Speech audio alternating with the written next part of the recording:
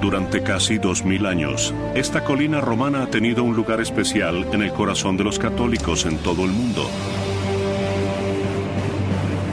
Este es el Vaticano. Cada año, millones de personas visitan sus capillas y museos. Pero ahora los llevaremos a los lugares donde los turistas no tienen acceso. Tras puertas cerradas de uno de los lugares más misteriosos y reservados del mundo. El Vaticano es la sede central de la Iglesia Católica a nivel mundial. Es donde el Papa vive y trabaja. Buenos días. Y difunde el Evangelio a más de 1.000 millones de fieles. Los llevaremos más allá de la basílica, donde el Papa vive sus momentos más íntimos, y a los rincones más oscuros que guardan los secretos de esta antigua institución. Acompáñennos en esta travesía a través de la historia, desde los huesos del primer apóstol de Jesús, ocultos durante siglos en las profundidades de las catacumbas bajo la Basílica de San Pedro, pasando por los archivos secretos del Vaticano y su relación con Abraham Lincoln y la Guerra Civil, hasta una alianza única que contribuyó a la caída del comunismo. Durante 20 siglos, el Vaticano ha estado relacionado con casi todos los acontecimientos históricos importantes. Les presentamos al Vaticano que no conocen.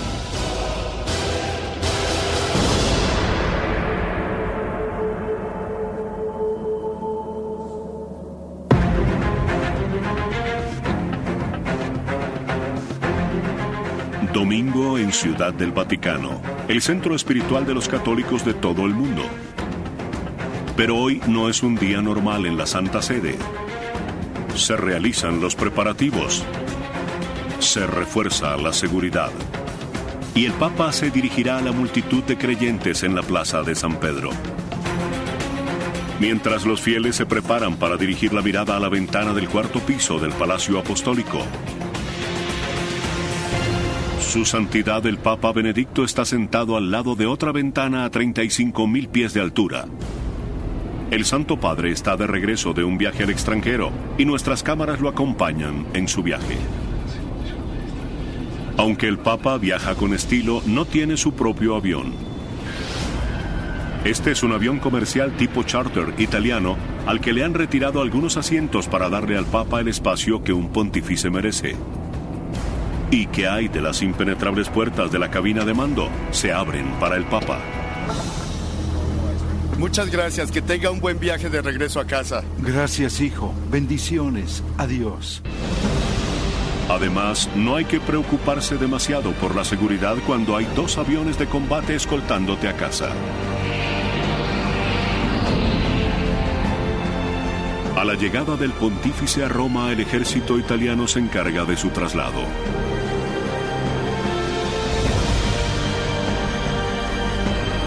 Vuelan por encima del tráfico de Roma hasta su hogar en el Vaticano. Mientras su santidad está en camino, los secretarios personales del Papa Benedicto, Georg y Miroslav, se preparan para su llegada.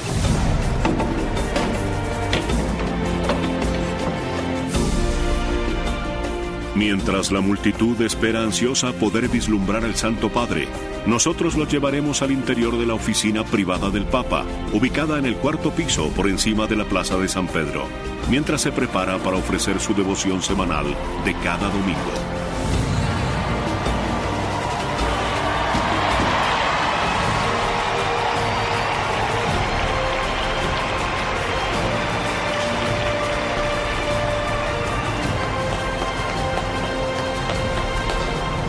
Queridos hermanos y hermanas, la lectura del Evangelio de este domingo es una bella tradición, aunque es muy difícil ver al Papa desde abajo en la plaza. Solo se observa una pequeña figura vestida de blanco. Es muy conmovedor.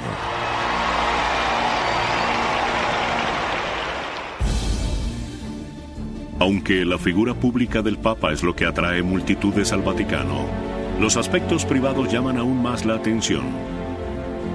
Con un área de apenas un poco más de 40 hectáreas, 8 ciudades del Vaticano caben dentro del Parque Central de Nueva York. Aunque es el país más pequeño del mundo, Tras sus muros se encuentran los secretos mejor guardados de la historia.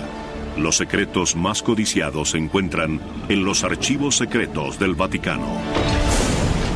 Durante siglos, las bóvedas secretas del Vaticano han sido objeto de especulaciones y teorías conspirativas. Algunos creen que albergan valiosos objetos robados en Jerusalén durante las cruzadas. Otros alegan que contienen documentos que demuestran que el Vaticano fue condescendiente con los nazis.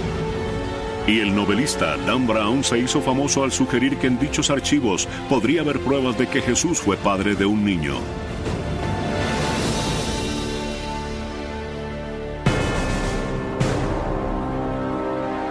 Los archivos secretos están ocultos a plena vista. La entrada sin nombre se encuentra aquí cerca del estacionamiento de los empleados al lado de la biblioteca.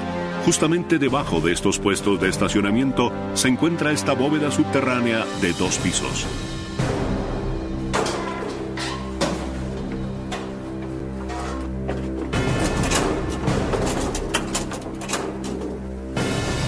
Solo los archivistas tienen acceso al interior de las bóvedas de los archivos.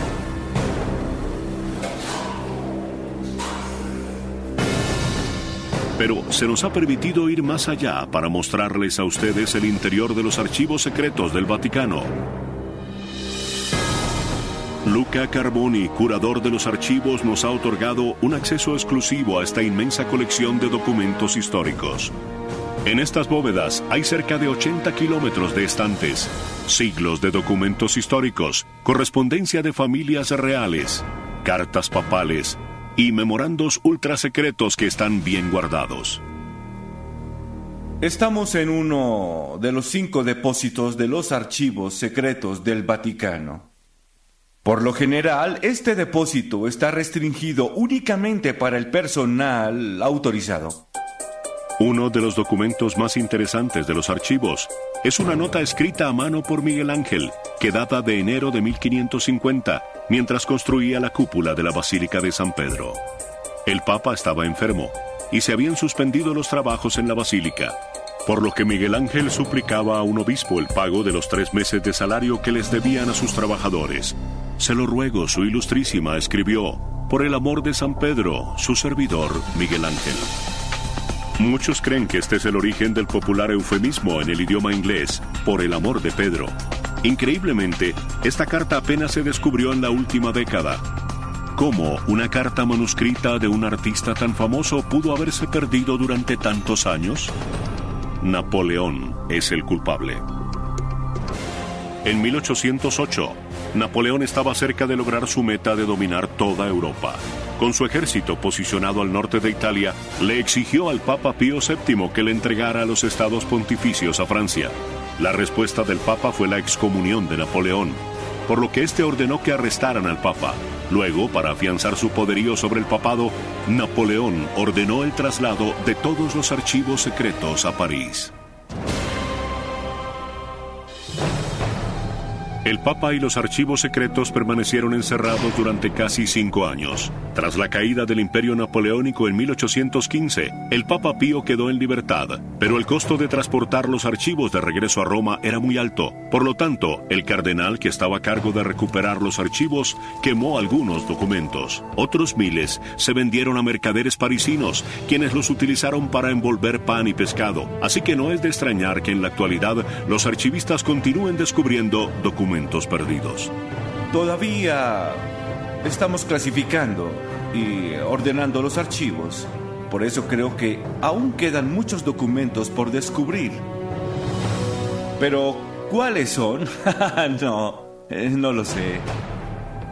Nuestras cámaras tienen acceso exclusivo a una serie de cartas privadas que se encuentran en los archivos. Las cartas ofrecen detalles asombrosos sobre la relación del Vaticano con Estados Unidos, como por ejemplo, esta carta casi nunca vista de la época de la Guerra Civil, que es tan frágil que se debe manipular con guantes blancos. Esta es una carta del presidente de los Estados Unidos de Norteamérica, Abraham Lincoln, al Papa. Data del año 1863. Esta es una carta formal, una carta burócrata en la que Lincoln le presenta al Papa a su enviado especial.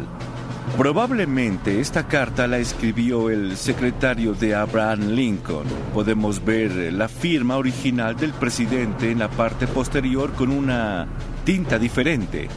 Aquí tenemos la firma original del presidente Abraham Lincoln. Cuando Lincoln envió la carta, la guerra civil era atroz. Los soldados de la Confederación habían invadido el norte. La Unión había sufrido más de 250,000 bajas. No obstante, Lincoln no hace referencia al sangriento y mortal conflicto.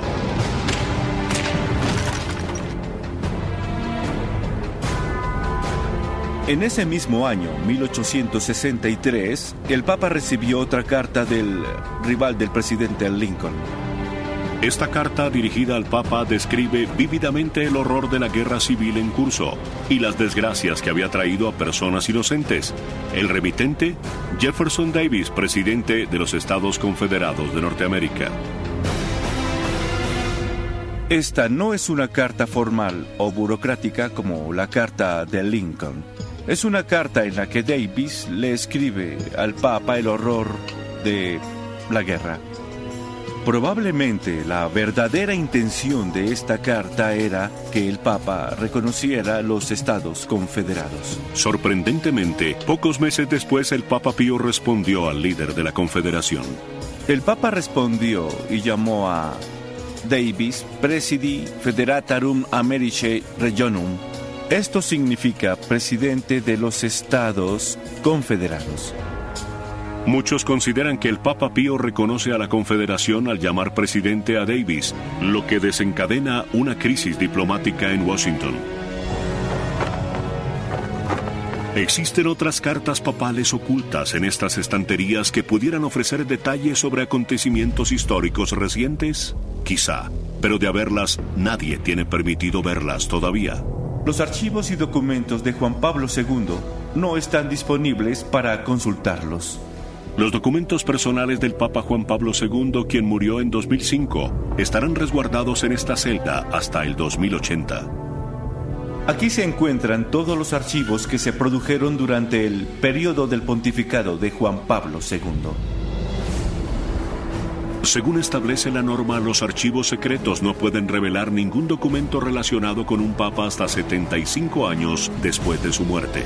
Los archivos personales del papa, que aún están restringidos, sumados a miles de documentos que restan por descubrir, hacen que los historiadores del mundo esperen con ansia conocer qué otras historias revelarán los archivos. La Plaza de San Pedro es la parte más conocida del Vaticano. Pero detrás de esta famosa columnata yace una nación entera creada para servir a Dios y dirigida por un hombre. La Ciudad del Vaticano es un estado aislado rodeado de misterios. Aunque sus plazas y museos están abiertos al público, gran parte del país está fuera del alcance de los visitantes. Es el hogar del Papa y sede del gobierno que dirige, la Santa Sede. Como líder, su poder es absoluto.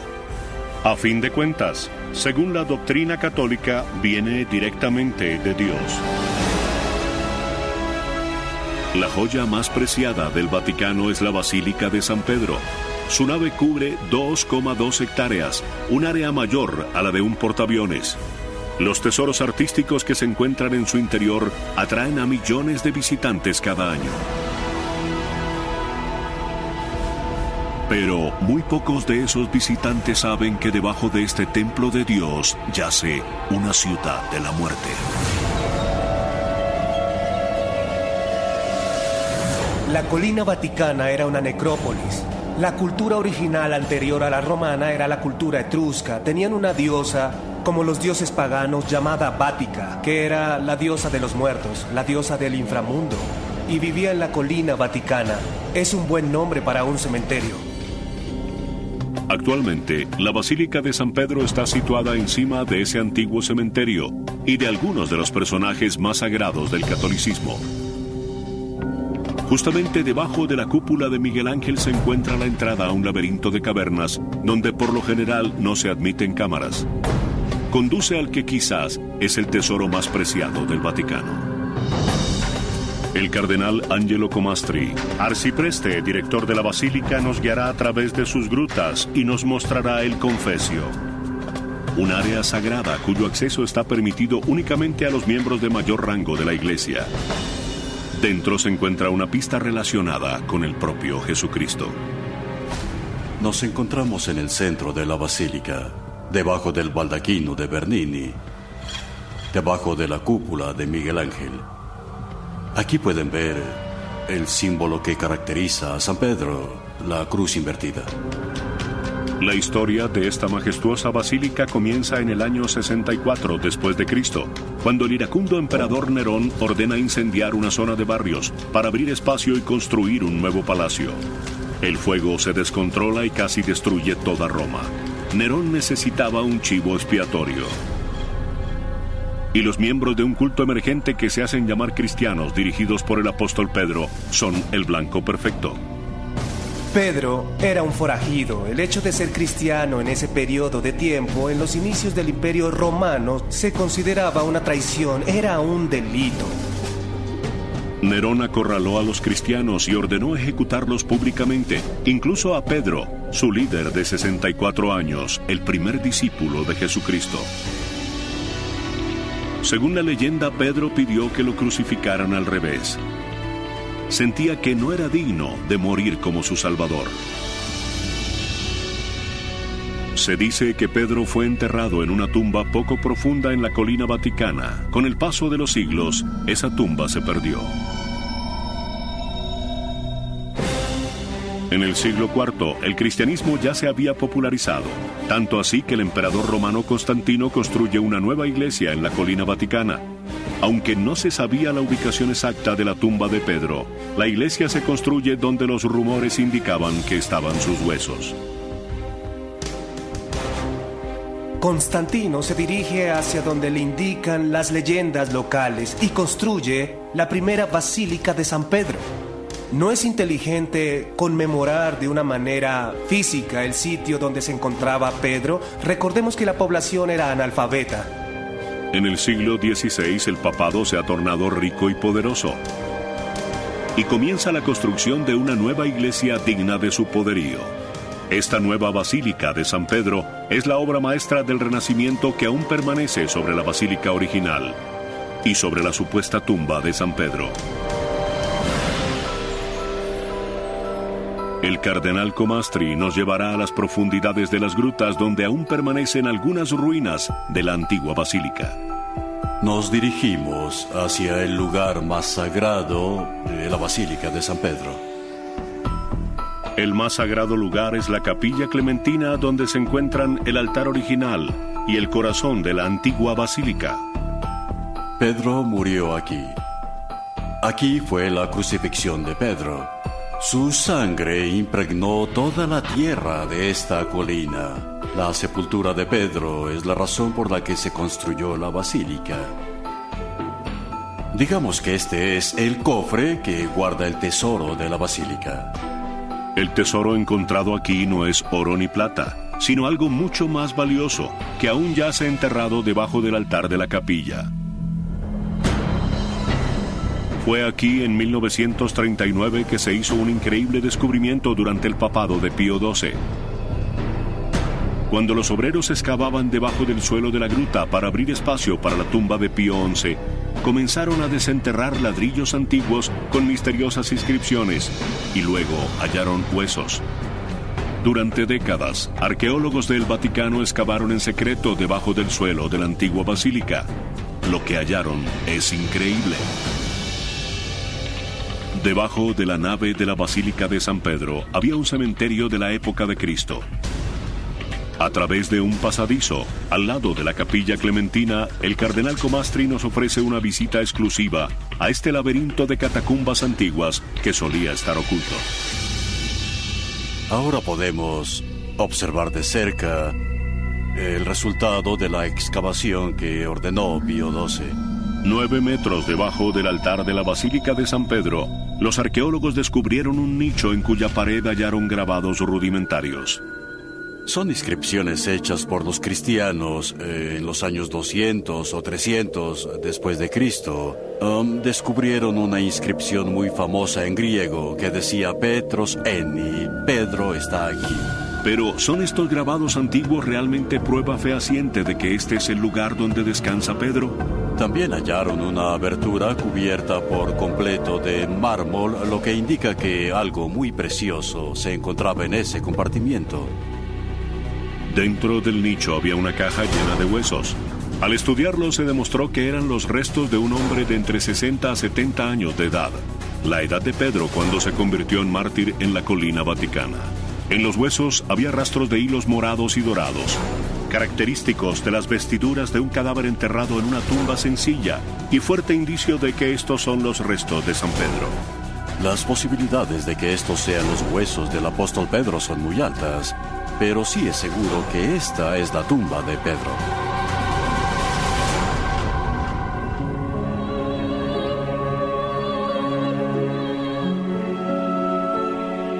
Después de visitar la sepultura del primer papa de la historia, San Pedro, el cardenal nos mostrará el lugar del descanso eterno del último Santo Padre, Juan Pablo II. Han pasado 2000 años desde la primera tumba hasta esta tumba. 2000 años de historia de la Iglesia. Cuántas tempestades, cuántas tormentas, cuántas persecuciones. Cuántas personas pensaron que la Iglesia estaba por perecer. Y la Iglesia sigue viva.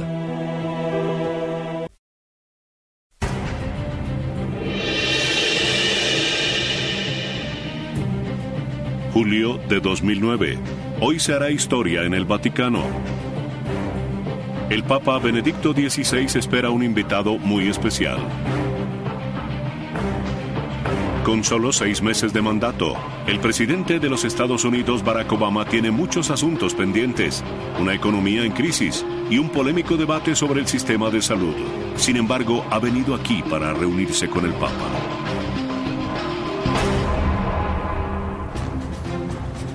Cuando un presidente en ejercicio se reúne con el Papa, se debe cumplir un estricto protocolo. Se toman fotografías. Se intercambian obsequios. Es precioso. Creo que debemos buscarle un sitio de honor. Según la tradición del Vaticano, las mujeres deben vestir de negro y llevar velo. Pero al concluir los fastuosos actos protocolares, el presidente y el Papa se sientan a conversar seriamente. ¿Por qué los presidentes sienten la obligación de reunirse con el Papa? A fin de cuentas, Estados Unidos no mantiene relaciones diplomáticas de alto nivel con ninguna otra religión.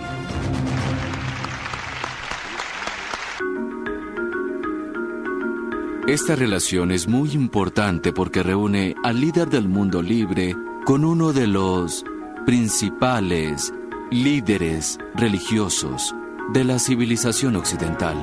Tuvimos la oportunidad exclusiva de entrevistar al embajador estadounidense Miguel Díaz, responsable de mantener el diálogo entre el presidente Obama y el Papa. No nos relacionamos con la Santa Sede bajo la perspectiva de una relación con la institución religiosa. Nuestro interés es la política exterior.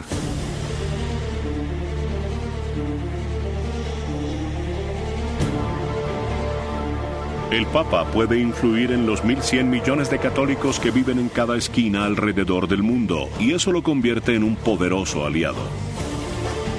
La influencia de la Santa Sede alrededor del mundo es muy profunda.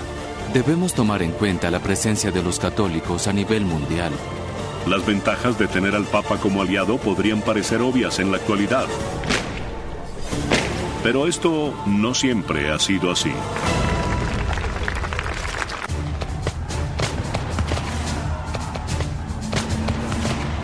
Estados Unidos fue creado por hombres que lucharon y derramaron su sangre por la libertad de culto.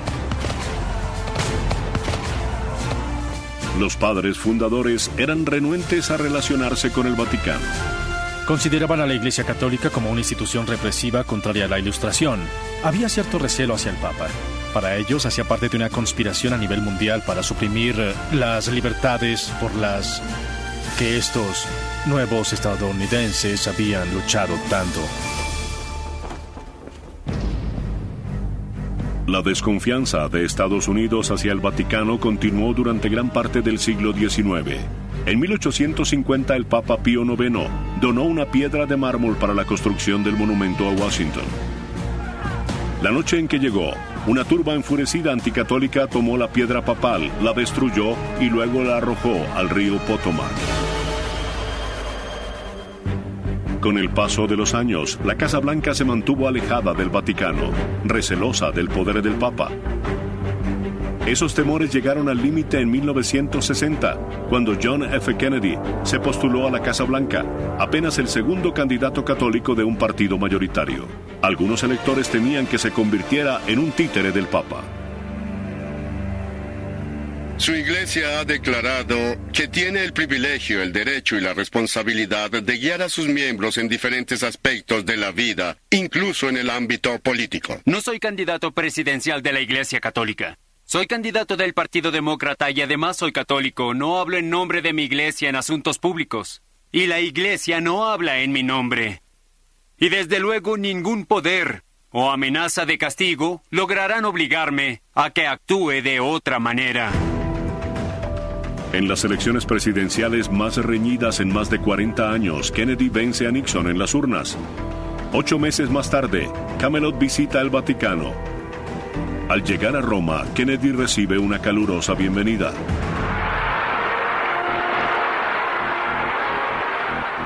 Pero en Estados Unidos algunos están preocupados. Hubo debate sobre su identidad como católico, inquietudes relacionadas con la primera enmienda y la separación de la Iglesia y del Estado.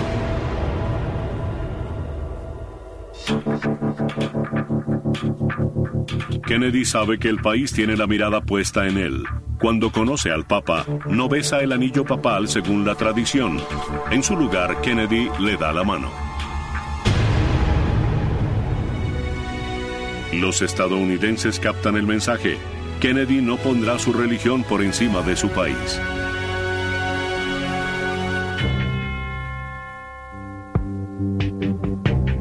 Pero Kennedy contribuye a aliviar la tensión existente entre Estados Unidos y el Vaticano.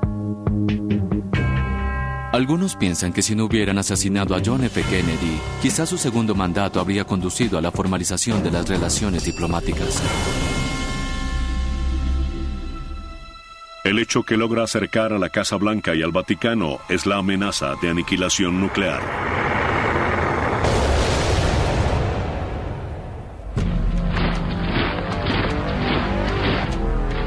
Cuando la Guerra Fría entre Estados Unidos y la Unión Soviética lleva a las superpotencias al borde de la Tercera Guerra Mundial, el Vaticano demuestra que puede ser un aliado estratégico de Estados Unidos.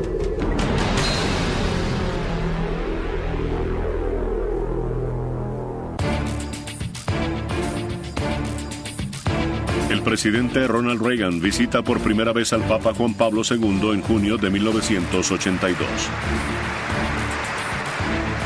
El político conservador y el pontífice polaco llegan a la conclusión de que comparten una convicción, que el comunismo es una amenaza para los derechos humanos en todo el mundo. Muchos historiadores consideran que estos dos personajes históricos se unieron para lograr una meta en común. Evidentemente, la caída del comunismo y la caída del muro de Berlín era algo a lo que ambos mostraban mucha resistencia.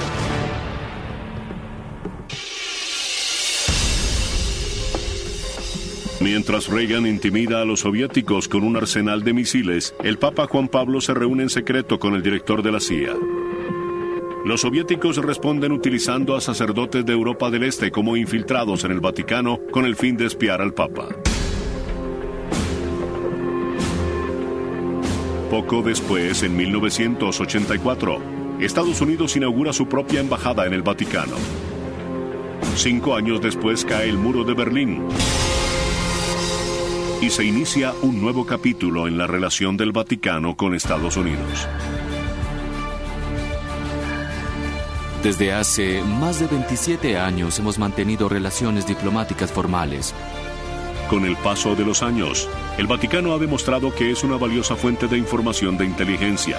Ninguna otra organización mundial cuenta con ciudadanos que viven en casi todos los países del mundo.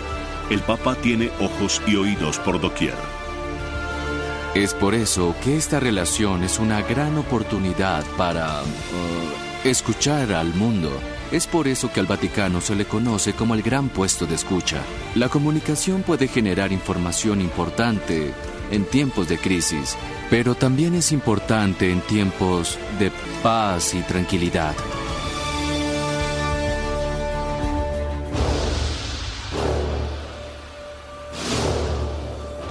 Para los espías de inteligencia estadounidenses, este puesto de escucha se ha convertido en un recurso de suma importancia. Una vez más, Estados Unidos y el Vaticano se enfrentan a un enemigo común. En 2008, Osama Bin Laden lanza una amenaza de muerte contra el Papa Benedicto. Luego vino la publicación de unos dibujos en el marco de una nueva cruzada en la que el Vaticano juega un papel muy importante y de larga data. Irónicamente, luego de los temores que se generaron a raíz de la religión católica del presidente Kennedy, es un comandante en jefe metodista quien más se acerca al Papa. George Bush se reunió en varias ocasiones con Juan Pablo II antes de su muerte y luego con el Papa Benedicto XVI. Eran hombres que pertenecían a dos iglesias con amplias diferencias y denominaciones diferentes, pero que compartían una visión cristiana del mundo y un compromiso con lo que ellos consideraban un valor universal. De manera que se formó una especie de baluarte contra el islamismo radical en la era del terrorismo. Esa fue una alianza clave. El 16 de abril del año 2008, el presidente Bush fue el anfitrión de una fiesta de cumpleaños para el Papa Benedicto en el jardín de la Casa Blanca. George Bush realmente no escatimó esfuerzos. Fue una visita fabulosa. Nunca lo olvidaré. Pocos papas han celebrado su fiesta de cumpleaños en la Casa Blanca. Creo que solo uno. Es una escena que los padres fundadores nunca habrían imaginado. Una prueba de cuán lejos ha avanzado la relación entre Estados Unidos y el Vaticano.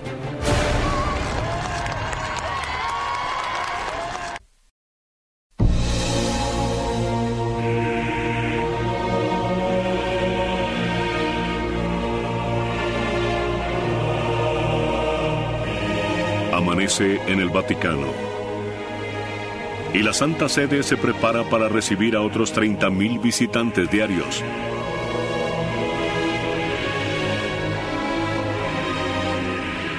Pero mientras la plaza de San Pedro comienza a llenarse de turistas, arriba, los asistentes personales del Papa lo ayudan a prepararse para el ritual más sagrado.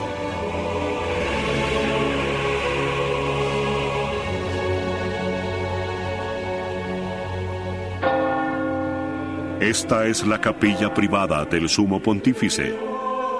Todos los días a las 7 de la mañana, el Santo Padre celebra una misa privada.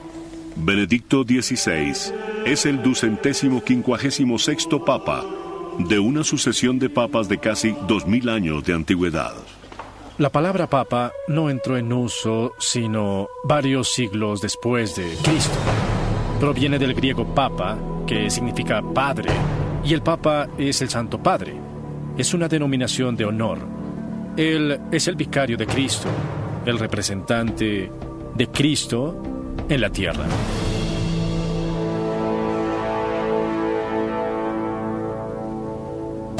El Papa es también el jefe de Estado del gobierno de la Iglesia a nivel mundial, conocido como la Santa Sede. Los cardenales, hombres elegidos personalmente por el Papa, dirigen la Santa Sede. Su nombre no proviene del ave, más bien el nombre del ave viene de ellos. El rojo brillante simboliza la sangre que ellos están dispuestos a derramar al servicio del Santo Padre. Nadie puede dirigir una comunidad de 1.100 o 1.200 millones de fieles alrededor del mundo. Así que establecieron una superestructura administrativa. La figura del Papa es necesaria para que sirva de mediador y de árbitro, alguien que tenga la última palabra. Su santidad es también el jefe diplomático de la Iglesia. Hace un llamado a los líderes mundiales y ejerce la influencia de los católicos sobre quienes están al mando. Las apariciones de la Virgen han sucedido En el año 2008, el Papa Benedicto viajó a Nueva York para dirigirse a las Naciones Unidas. Durante su visita tomó prestado el helicóptero de la Marina del presidente y fue protegido por el servicio secreto. Era apenas la cuarta vez que un papa visitaba el organismo internacional y el Papa Benedicto recibió una cálida bienvenida.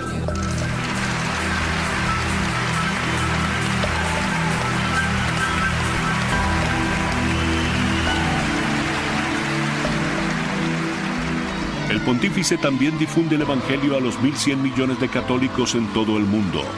Donde vaya, los fieles acuden en masa a verlo.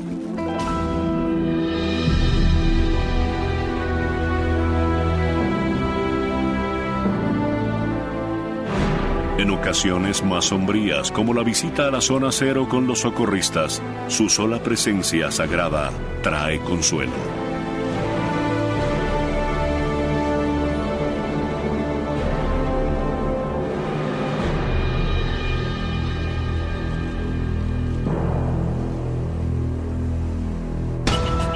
Sin embargo, el Papa pasa la mayor parte de su tiempo en el Vaticano, en los apartamentos papales, una suite de 10 habitaciones en lo alto del Palacio Apostólico con vista a la Plaza de San Pedro. Buenos días.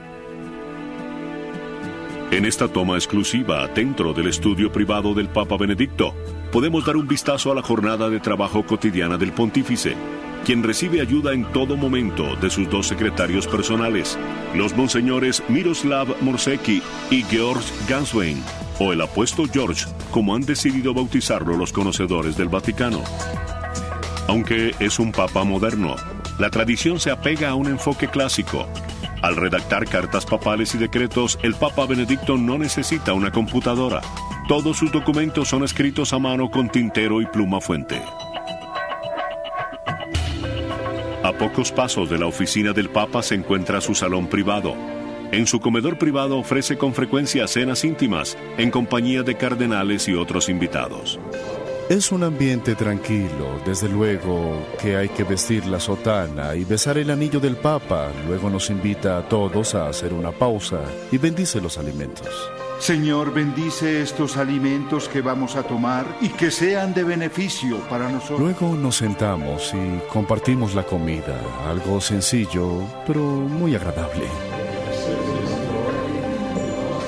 Las dos cocineras personales del Papa preparan sus comidas, pero una de las cosas favoritas del Papa Benedicto no necesita mucha preparación: refresco de naranja. En ocasiones, después de un largo día, su santidad se dirige a su sala de estar donde le gusta relajarse y mirar las noticias. El Papa Benedicto también tiene un piano en su sala, y aunque no tiene mucho tiempo para tocarlo, a veces se escucha música de Schubert desde los apartamentos papales.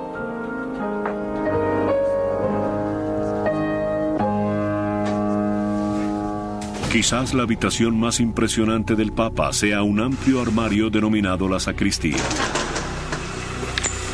En su interior se encuentran algunos de los tesoros más valiosos del catolicismo que han heredado los papas durante siglos.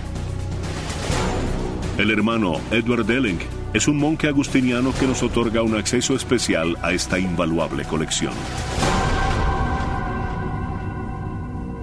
Esto no es un museo, es un tesoro, donde se conservan los objetos más preciados del Papa. El Papa actual todavía utiliza algunos de estos artículos. Según la tradición de varios siglos de antigüedad, él y otros dos monjes están a cargo de cuidar las vestiduras, mitras y otros accesorios del Papa.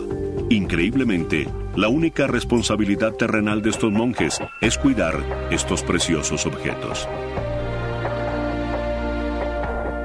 Por aquí tenemos las diferentes mitras. Esta la utilizó el Papa Juan Pablo II.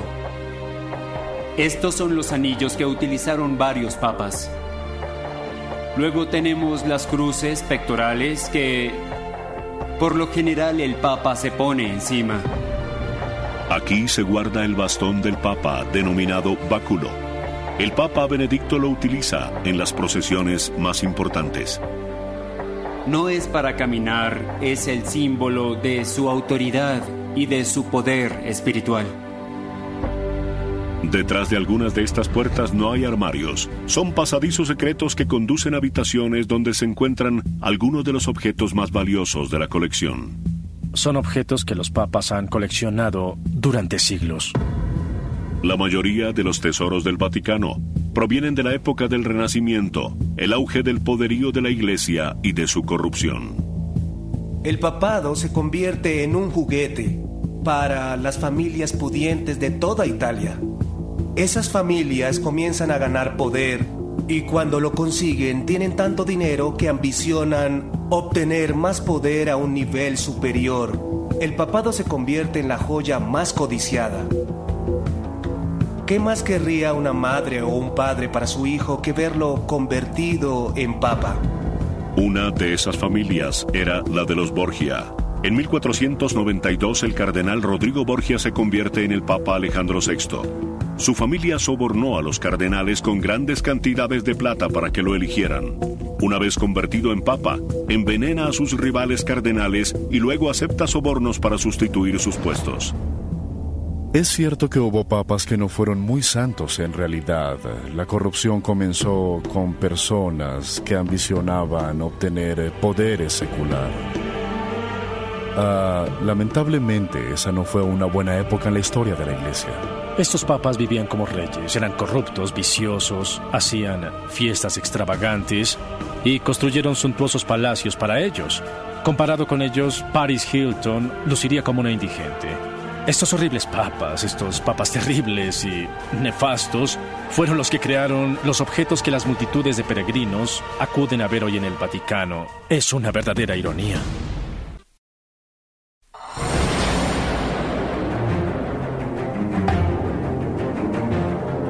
En el interior del Vaticano se encuentra una habitación. Esta contiene los tesoros más valiosos del Papa. Las vitrinas de la sacristía papal están llenas de preciosos objetos en plata y oro, invaluables obsequios de monarcas europeos que tienen siglos de antigüedad. Y esta es apenas una fracción de la riqueza de la Iglesia.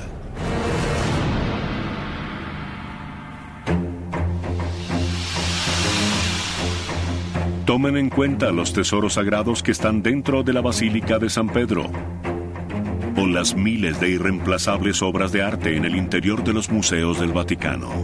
Los objetos que se exhiben en el Vaticano son apenas la mitad de lo que había. Reyes y generales, así como bárbaros, saquearon objetos en el transcurso de los siglos. Imaginen si estuviera todo. Solo la Capilla Sixtina tiene un valor estimado de $800 millones. Estos tesoros visibles nos hacen preguntarnos a cuánto asciende la riqueza del Vaticano.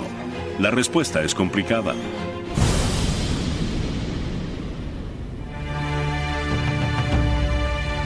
La gente visita el Vaticano y piensa, la iglesia es rica. Pero muchos de esos objetos son obras de arte sacro. No se pueden robar una pintura del Vaticano y venderla, ni ofrecerla en eBay. Son piezas invaluables. El fastuoso arte que vemos en el Vaticano se originó en el auge del poderío del papado durante el Renacimiento.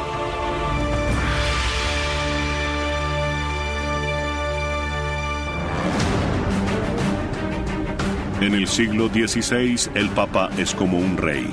Gobierna sobre un amplio territorio denominado los Estados Pontificios. Es el mayor terrateniente de Italia. De esta manera el papado deja de lado su autoridad espiritual para convertirse en una autoridad terrenal. Los papas recaudan impuestos, utilizan ejércitos para confiscar las riquezas de sus enemigos y acumulan fortunas imponiendo su autoridad como reyes. Las riquezas que acumulan les permiten crear los monumentos más apreciados del Vaticano. La Basílica de San Pedro, el techo de la Capilla Sixtina, las estancias de Rafael e incluso el Palacio Apostólico, todos creados durante el siglo XVI por estos papas pudientes. Desde luego, todo eso fue arrasado en el siglo XIX.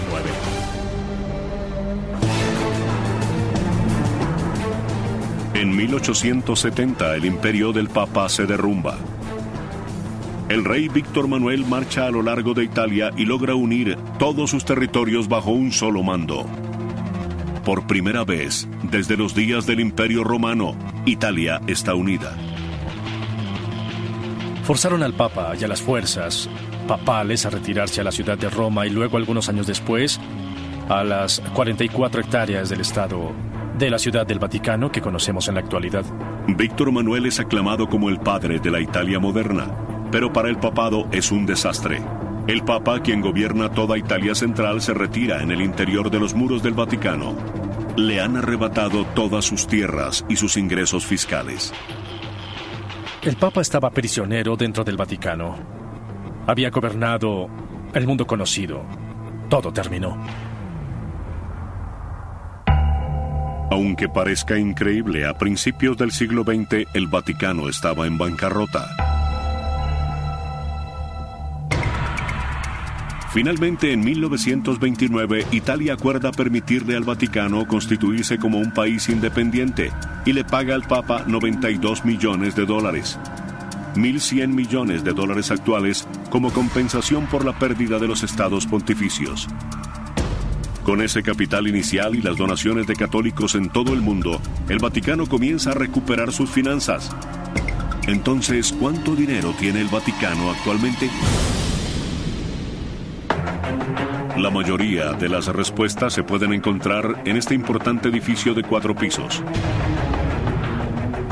Detrás de la Basílica de San Pedro se encuentra el Palacio de la Gobernación, el Capitolio de la Ciudad del Vaticano. Sus enormes puertas casi nunca se abren para quienes no sean empleados oficiales del Vaticano. Pero al subir al segundo piso, encontraremos la oficina del presidente de la Gobernación. Yo le reporto al Santo Padre, claro. El Santo Padre es la cabeza de este pequeño estado. El Papa está a la cabeza del Vaticano, pero el cardenal Giovanni Laiolo es quien dirige las operaciones del día a día en el estado de la Ciudad del Vaticano, incluso las finanzas. Estamos a cargo de todo lo que respecta a la vida cotidiana de una ciudad pequeña que también es un estado. Somos responsables de la seguridad, respondemos por el orden en el país, del tráfico, y también velamos por los museos. Sin embargo, según las cifras del presupuesto del cardenal, la Ciudad del Vaticano no percibe muchos ingresos. Nuestros ingresos provienen de la boletería de los museos del Vaticano, de 2 pequeñas tiendas que tenemos para nuestros empleados y de la emisión de estampillas y monedas de euro. Eso es todo. Ni siquiera se recaudan impuestos. No hay impuestos. El estado de la Ciudad del Vaticano es el país más feliz del mundo en ese sentido.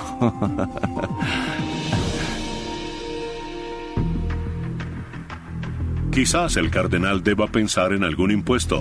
Según el presupuesto del año 2009, los gastos de la Iglesia Católica alrededor del mundo fueron de $320 millones y solo obtuvo $315 millones en ingresos. En los últimos 2 años hemos tenido déficit. El hecho de que su presupuesto esté en rojo no implica que el Vaticano no tenga dinero. El verdadero secreto de la riqueza del Vaticano se halla aquí, en esta antigua torre de piedra.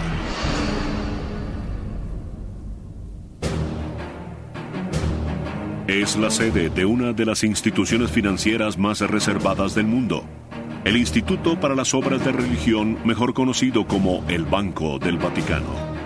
El Banco del Vaticano es una especie de institución independiente que administra fondos para órdenes religiosas, de sacerdotes y de ese tipo de asuntos alrededor del mundo. Los ahorradores del banco son empleados e institutos del Vaticano, así como otras organizaciones católicas. El banco invierte su dinero en varios fondos y todas las ganancias se utilizan para financiar obras religiosas en todo el mundo. El capital que maneja el Banco del Vaticano es un secreto bien guardado. Nadie sabe cuántos miles de millones de dólares están depositados en el Banco del Vaticano. En 1994, un funcionario del banco reveló que había alrededor de $4.000 millones en depósitos y quizá otros 1.000 millones en capital circulante. Pero son meras conjeturas.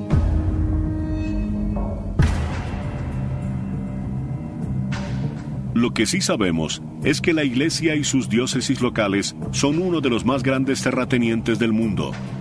Se estima que el valor de sus propiedades en la ciudad de Nueva York se eleva a más de 2.500 millones de dólares.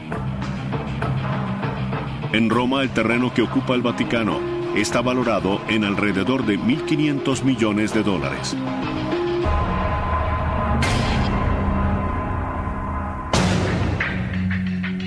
Pero el Vaticano no va a vender todas las iglesias católicas en el mundo y no puede obtener grandes ganancias de las obras de arte sacro que se encuentran en sus basílicas y museos. Hay personas que dicen que deberían vender todas las obras y utilizar el dinero para ayudar a los pobres. Es una noble idea, pero las magníficas obras de arte del Vaticano son también una herencia cultural y un legado de Italia. El Papa se considera un protector de ese legado. Pero a pesar de las ganancias del Banco del Vaticano, nadie gana salarios elevados o bonos anuales. No es una operación que produzca dinero. Todos los ingresos se emplean para financiar la misión del Papa dirigida a las organizaciones benéficas. A fin de cuentas, el Vaticano cuantifica su riqueza no por la cantidad de dinero, sino de almas.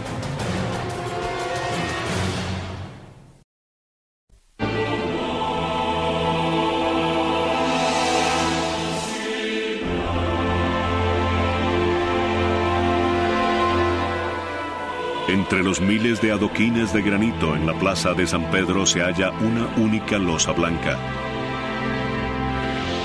Marca el lugar de una de las mayores fallas de seguridad en la historia del Vaticano. A las 5:15 de la tarde se oyeron unos disparos.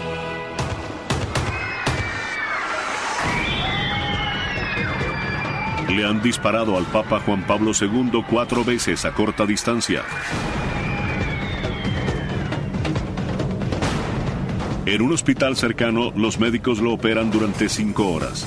El pistolero es un hombre turco de 23 años llamado Mehmet Ali Akka, un francotirador entrenado que recientemente había escapado de una prisión turca mientras cumplía una sentencia por homicidio.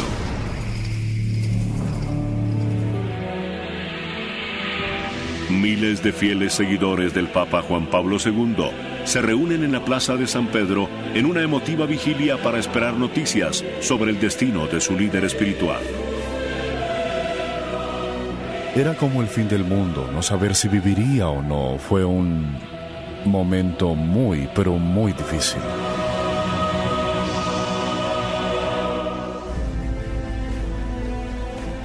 Para alivio de sus seguidores, el Papa Juan Pablo II logra una asombrosa recuperación.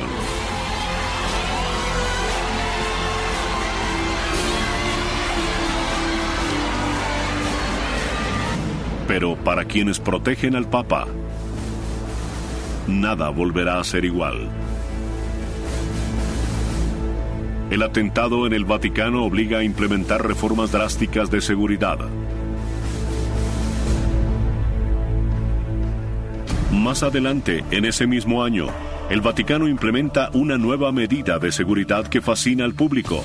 Se trata del Papamóvil.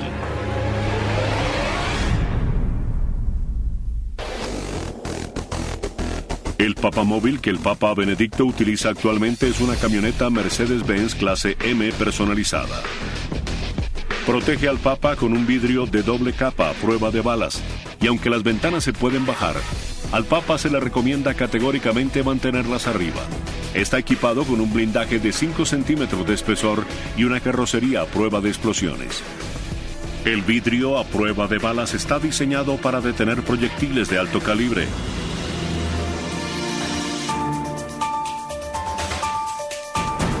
Cuando celebra audiencias públicas en la Plaza de San Pedro, el Papa Benedicto prefiere utilizar un auto descapotable, lo que lo hace más accesible a la multitud y también pone nervioso a su cuerpo de seguridad.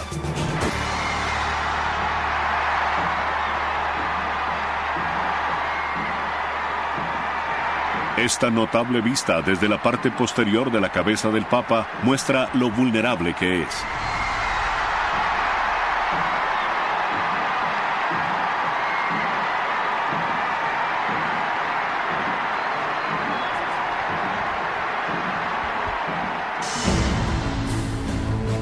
El principal responsable de su seguridad es el Dr. Domenico Gianni, director de la Gendarmería del Vaticano. El cuerpo de la Gendarmería es la policía del Estado del Vaticano y está a cargo de todos los asuntos relativos a la seguridad. Los miembros de la Gendarmería siempre están alerta porque, aunque parezca increíble, la Ciudad del Vaticano tiene la tasa de criminalidad más alta del mundo, si se mide en función de su escasa población. La razón es que los millones de turistas que visitan en masa la Plaza de San Pedro y los museos del Vaticano cada año son un blanco tentador para los carteristas. Pero la responsabilidad del director de la Gendarmería es garantizar la seguridad del Santo Padre. En la Nochebuena del año 2009, una mujer suiza de 25 años saltó sobre la barrera dentro de la Basílica de San Pedro.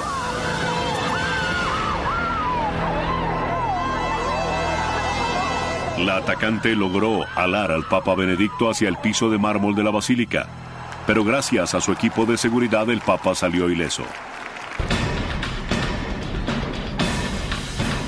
Al estar expuesto a ataques como estos y amenazas contra su vida donde quiera que vaya, un cuerpo de seguridad vestido de civil parecido al Servicio Secreto de Estados Unidos acompaña al Santo Padre. Pero los gendarmes no son los únicos que protegen a su santidad. Una orden militar de élite ha defendido a los papas durante siglos.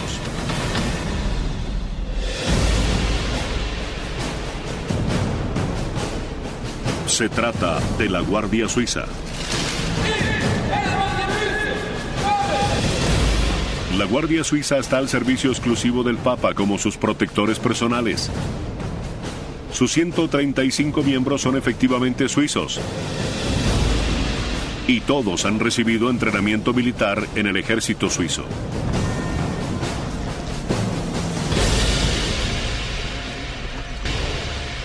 El cuartel de la Guardia Suiza está ubicado en el área más antigua del Vaticano, a pocos pasos de los apartamentos papales, lo que permite a la Guardia actuar con rapidez a la hora de defender al Santo Padre.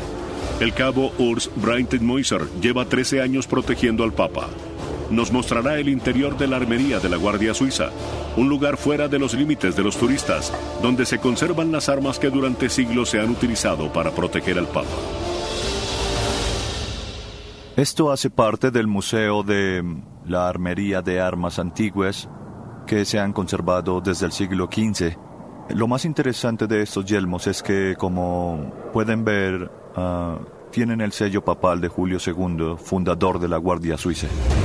El origen de la Guardia Suiza se remonta al año 1505, cuando el Papa Julio II contrató su propia fuerza de mercenarios para protegerse.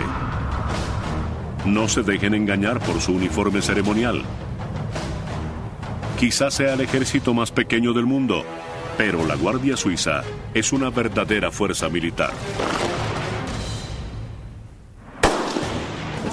Los guardias suizos son tiradores muy hábiles. Han entrenado con rifles de asalto SG-550 y ametralladoras MP-7 con proyectiles capaces de perforar blindaje. ¡Fuego!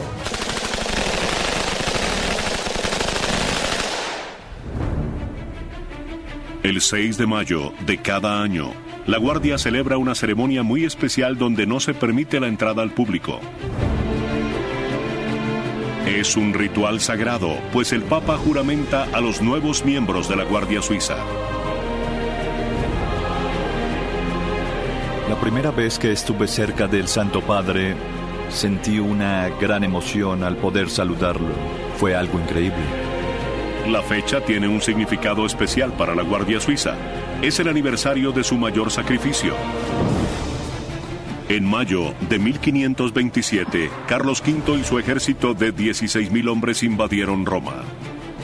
Están saqueando la ciudad. Los soldados cabalgan dentro de la iglesia.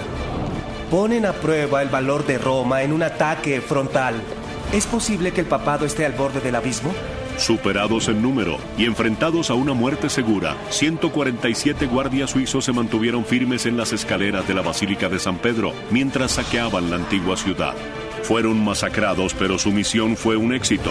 Mientras daban su vida por el Santo Padre, un destacamento de guardias escoltó al Papa Clemente a salvo fuera del Vaticano. Tuvo que huir para salvarse. Tuvo que salir corriendo y la Guardia Suiza, esos mercenarios fueron quienes lo salvaron. Huyó a través de un pasadizo secreto desde la iglesia hasta el castillo de Sant'Angelo. El Passetto di Borgio es una ruta de escape de 804 metros de largo construido dentro de una pared en el año 852. Este pasadizo, otrora secreto, conduce desde el Vaticano hasta el castillo de Sant'Angelo, fuertemente amurallado. Desde aquí el Papa Clemente resistió contra los invasores durante 8 días antes de rendirse, pero la Guardia Suiza y el Passetto habían salvado su vida.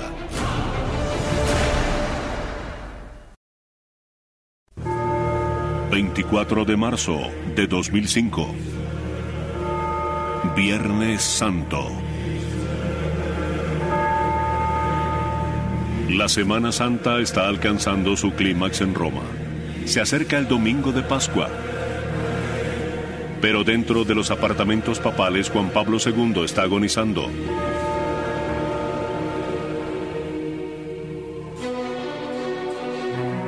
En la última estación de la tradicional procesión del Vía Crucis del Viernes Santo, en el Coliseo Romano, su imagen transmitida en vivo desde su capilla privada da la bienvenida a los fieles.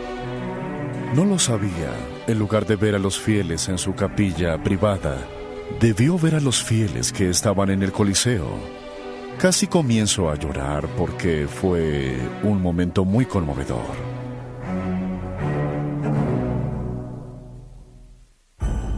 Marzo 27 de 2005.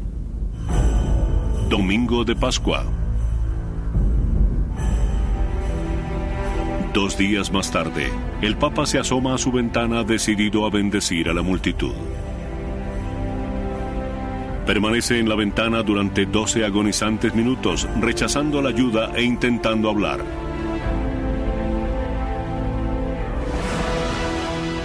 Esa sería su última aparición en público.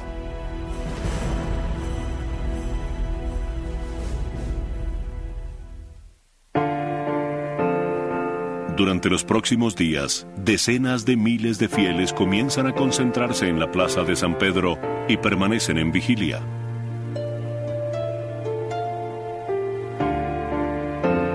El 2 de abril, cerca de las 3:30 de la tarde, el Papa le susurra a sus 2 fieles asistentes: «Permítanme partir a la casa de mi padre». Luego cae en coma. A las 9:37 de la noche, el Papa Juan Pablo II es declarado muerto. A las 9:37, nuestro Santo Padre, Juan Pablo II, ha regresado a la morada celestial del Padre Eterno.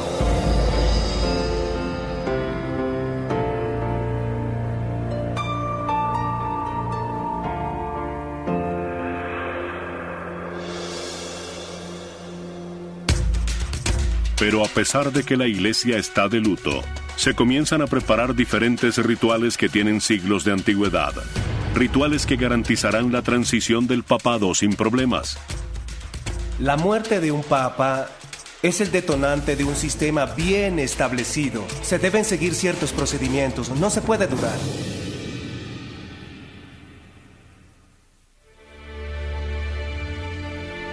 En la capilla del Papa, los más allegados y los cardenales ofrecen sus últimas oraciones junto a su cuerpo. Luego se coloca el cuerpo en capilla ardiente en la Sala Clementina, donde dignatarios y jefes de Estado lo visitan para presentarle sus últimos respetos.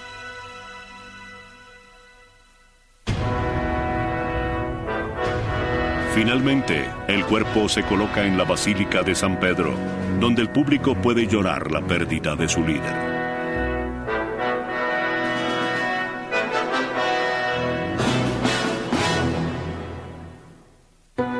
Según la tradición, el cuerpo del Papa se coloca dentro de un ataúd de ciprés.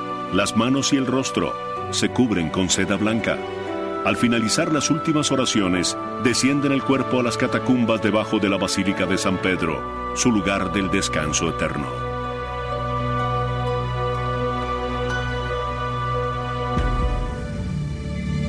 Después del funeral, prosiguen 9 días de duelo denominados el novenario. Una de las razones de este retraso es asegurarse de que todos los cardenales de la Iglesia tengan tiempo suficiente para regresar a Roma. Deben regresar para cumplir con uno de sus deberes más sagrados, elegir el próximo sumo pontífice.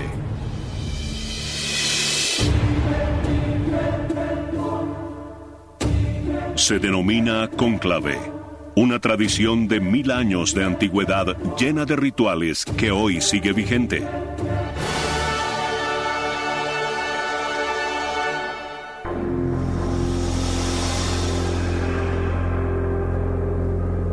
En esta histórica toma del cónclave más reciente en la Capilla Sixtina, los cardenales colocan la mano sobre la Biblia y juran mantener en secreto el procedimiento.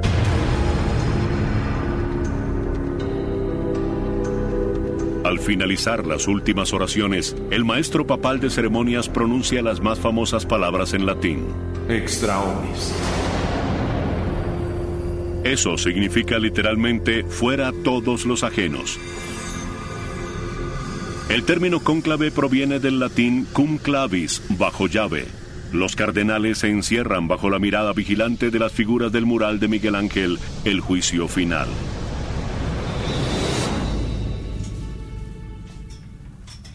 Dentro de la capilla, la votación comienza de inmediato. No hay política. Se sientan y en unas tarjetas en donde está impresa la frase Eligo in sumo pontifice, elijo como sumo pontífice a... escriben un nombre disimulando su caligrafía. Doblan la tarjeta y caminan por la nave de la Capilla Sixtina sosteniéndola en alto para que todos puedan ver que van a emitir un voto. Los votos se cuentan y se registran. Si un cardenal obtiene 2 tercios o 2 tercios más 1, es definitivo. Ese cardenal es el nuevo papa. De lo contrario, votan de nuevo. Puede haber hasta 4 votaciones en un día, 2 en la mañana y otras 2 en la tarde. Afuera, en la plaza, la multitud espera con ansias la decisión. Cuando se cuentan los votos, se queman a modo de ceremonia, lo que emite un humo que se ha convertido en uno de los símbolos más icónicos del Vaticano. Sale humo negro si no se ha elegido el Papa y humo blanco si ya hay Papa. Esta popular tradición tiene solo 200 años de antigüedad y no siempre ha sido predecible.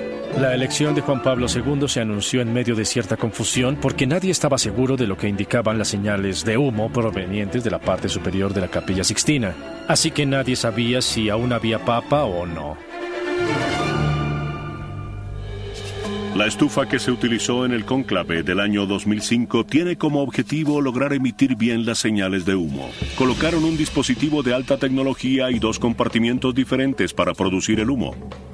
La estufa que utilizaron los cardenales en el último cónclave era muy compleja.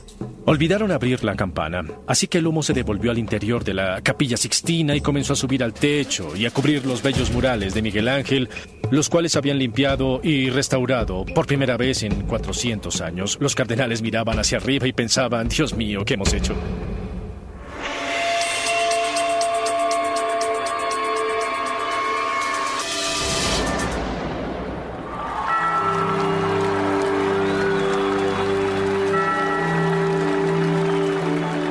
Mientras la multitud espera impaciente por conocerlo, el nuevo papa se retira a una pequeña habitación cerca de la capilla, donde lo visten con sus nuevas vestiduras blancas. No es como el presidente de Estados Unidos, a quien eligen un martes del mes de noviembre, pero no toma posesión sino varios meses después, el 20 de enero. El elegido es papa desde ese instante. Luego, el nuevo papa regresa a la Capilla Sixtina para saludar a los cardenales y anuncia su nuevo nombre. Cuando se elige al papa, se le pregunta cómo quiere ser llamado. ¿Por qué el papa cambia de nombre? En el año 533 se eligió a un papa cuyo nombre era Mercurio. Consideraron que era una mala idea que el papa tuviera el nombre de un dios pagano, así que tomó por nombre Juan, fue Juan II. La última vez que un papa no cambió de nombre fue en el 1500.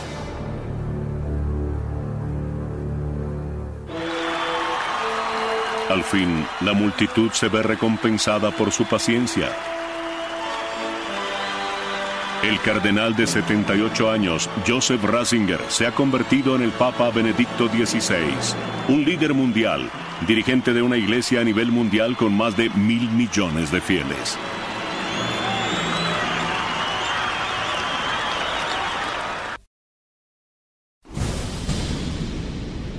Muchos asumen que el Vaticano, el icónico baluarte de la cristiandad, es enemigo de la ciencia. Pero al contrario de esta creencia popular, la Iglesia posee una tradición científica que data de varios siglos. Sobre los largos corredores de los museos del Vaticano, se eleva esta torre cuadrada, lejos de los límites de los turistas, pero en su interior se encuentra una de las habitaciones más interesantes del Vaticano.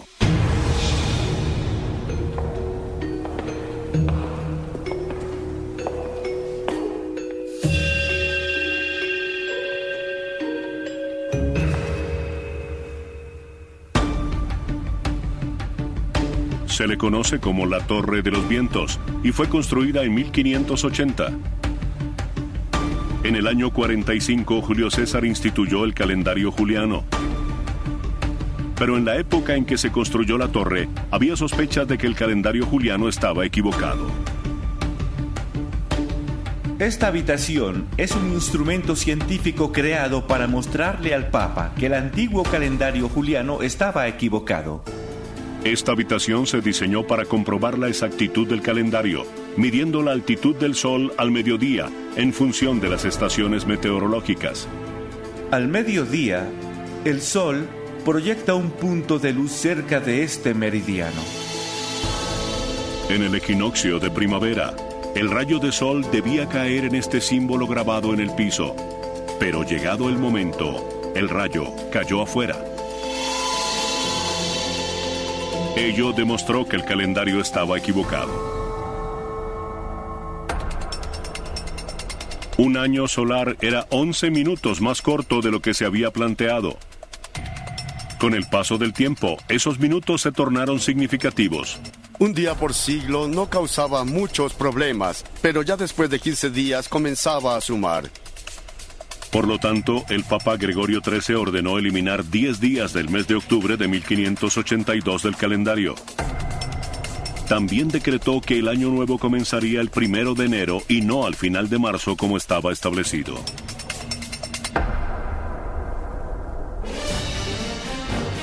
Las colonias protestantes estadounidenses tardaron en adoptar el nuevo sistema del Papa y utilizaron el antiguo calendario durante los siguientes 200 años, por lo que continuaron celebrando el Año Nuevo al final de marzo.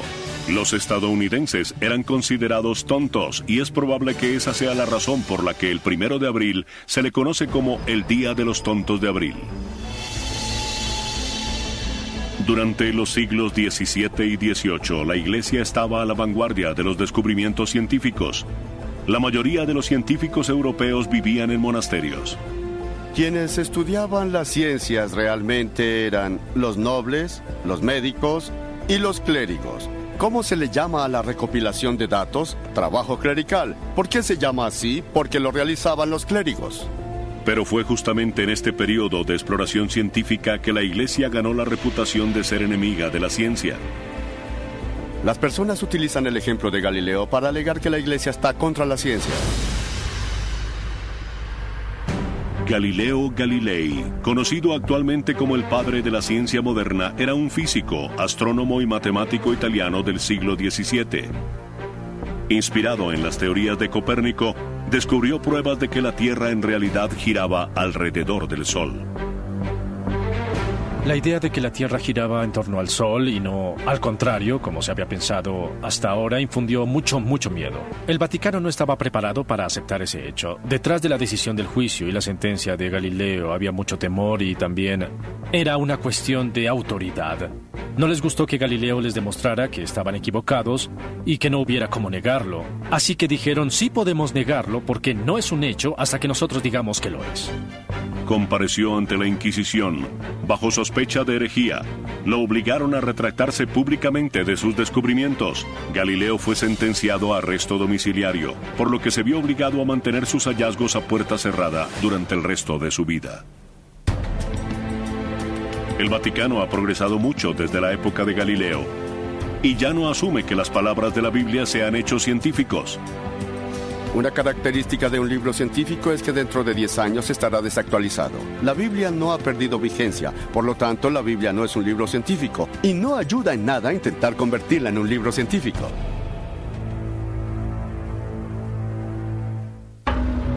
La Iglesia ya no considera que la ciencia sea una amenaza para las enseñanzas de la Biblia. En la actualidad, cuando el Vaticano mira hacia el cielo, lo hace a través de telescopios. La astronomía es la única ciencia que verdaderamente eleva el alma humana. Incluso un niño de 6 años tiene la capacidad de mirar al cielo y decir, vaya. El Papa Pablo VI tenía un gran interés en la astronomía. Y cuando el hombre exploró el espacio por primera vez, este es un pequeño paso para el hombre, pero un gran salto para la humanidad. Él fue uno de los primeros en dirigirse a los astronautas en la Luna. Saludos y bendiciones para ustedes, conquistadores de la Luna.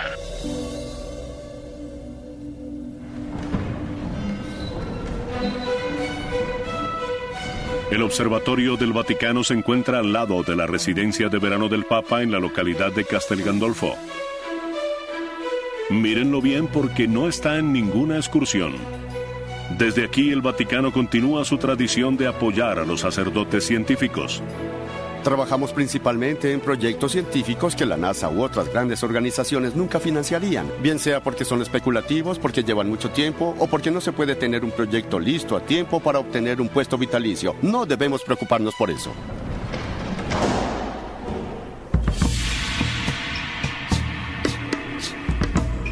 Ahora la Iglesia es tan progresista que en el año 2009, el Vaticano fue el anfitrión de una conferencia para debatir la posibilidad de que exista vida en otros lugares del universo.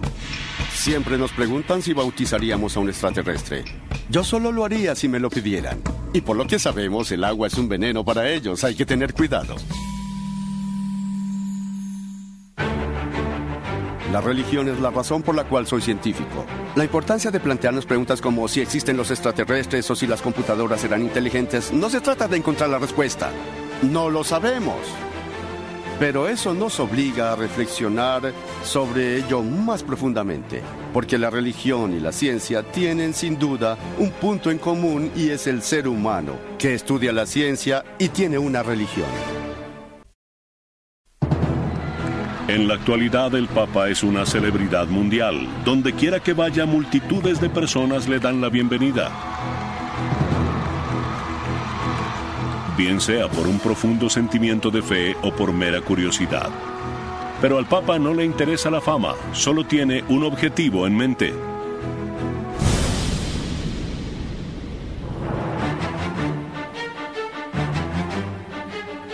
La razón de ser del papado y de la Iglesia es dar la salvación a los fieles, hacer que crean en Jesucristo como su Salvador y logren entrar al cielo. Para difundir las enseñanzas del catolicismo, la Iglesia utiliza todas las herramientas que tenga a su alcance. En una cultura que valora la fama, el Papa se ha convertido en una celebridad. El Papa ha aprovechado la cultura y los medios de comunicación de la era moderna para predicar el Evangelio todo el tiempo. En la Edad Media, el Papa era un general porque la manera más eficiente de difundir el Evangelio era a través de los ejércitos. Hubo conversiones a la fuerza, las cruzadas. Se han cometido terribles pecados en el nombre del Evangelio, precisamente por parte de los líderes católicos, quienes se supone deben encarnar esos valores del Evangelio. Con el paso de los siglos, el mensaje de la Iglesia ha sido siempre el mismo, pero el Vaticano ha hallado una manera menos sangrienta de difundir el Evangelio. 12 de febrero de 1931 era una fría mañana de febrero en Roma mientras la limusina papal se detenía fuera de un edificio en la colina vaticana. Pío XI descendió del vehículo. El Papa Pío XI consideró importante el uso de un nuevo medio, la radio, para lograr comunicarse con las personas más allá de la frontera de la Ciudad del Vaticano y de las fronteras de Italia. Él fue el único que llamó al ganador del Premio Nobel de Física, Guglielmo Marconi, para que le instalara una estación de radio. Olvidamos lo importante que fue Marconi en 1929. Él fue el Bill Gates de la tecnología, él fue el Graham Bell de la tecnología. Recibió una llamada del Papa Pío XI Y este le dijo: he oído hablar del nuevo invento. No entiendo cómo funcionan las ondas de radio, pero sí sé cómo me pueden ayudar. Pueden hacer llegar mi mensaje a los confines de la Tierra. Marconi trabajó durante 2 años para instalar Radio Vaticano, y este es el micrófono que Pío XI utilizó en la transmisión de su primer mensaje de radio. Por primera vez en la historia, los católicos alrededor del mundo podían realmente escuchar la voz del Papa.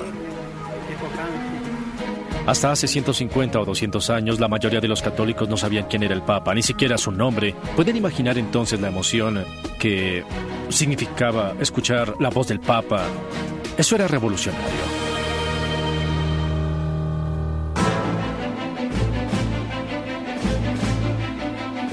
Hoy en día, Radio Vaticano tiene casi 400 empleados. Para el Papa sigue siendo la manera más efectiva de predicar el Evangelio. Sean Patrick Lovett está a cargo de transmitir el mensaje del Papa a los lugares más lejanos del globo, y hoy ha invitado a nuestras cámaras tras bastidores.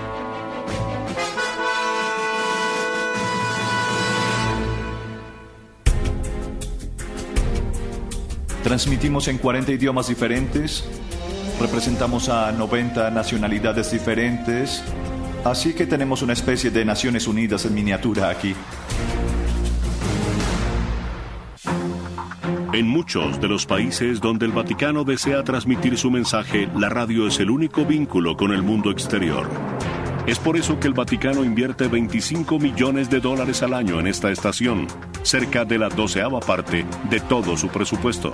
La radio es el único medio de comunicación que continúa y continúa adaptándose a las necesidades de la era moderna. Es muy importante. La radio es el medio que el Vaticano aún utiliza para llegar más allá de las fronteras, pero fue la televisión lo que convirtió al Papa en una celebridad. La televisión realmente ha transformado el papado. Ahora los papas son celebridades mediáticas, viajan por el mundo hacia los fieles. El Papa, en cierta manera, se ha convertido en el párroco de todos. El maestro indiscutible de los medios de comunicación fue Juan Pablo II.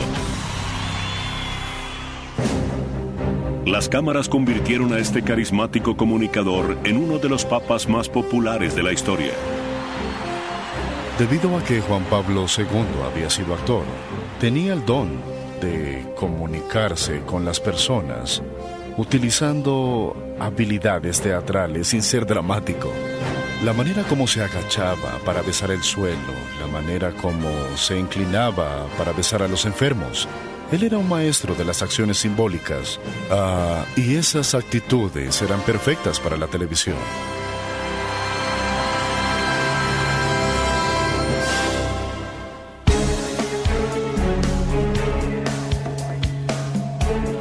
En la actualidad, un nuevo medio de comunicación se ha convertido en una nueva herramienta de evangelización para el Vaticano y podría transformar el papado una vez más. Esta es la era del Vaticano cibernético. Cada papa ha debido predicar según la época en la que se encuentra, sea a través de Facebook o Twitter. Jesús predicaba sobre las aves en el cielo y ahora tuiteamos sobre el Evangelio.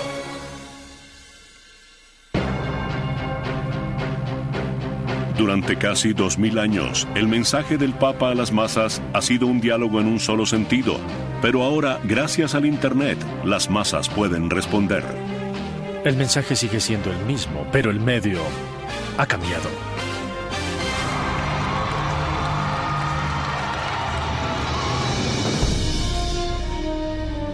Inquebrantable en su propósito y sin embargo adaptable según la época, el Vaticano es un lugar único en la Tierra.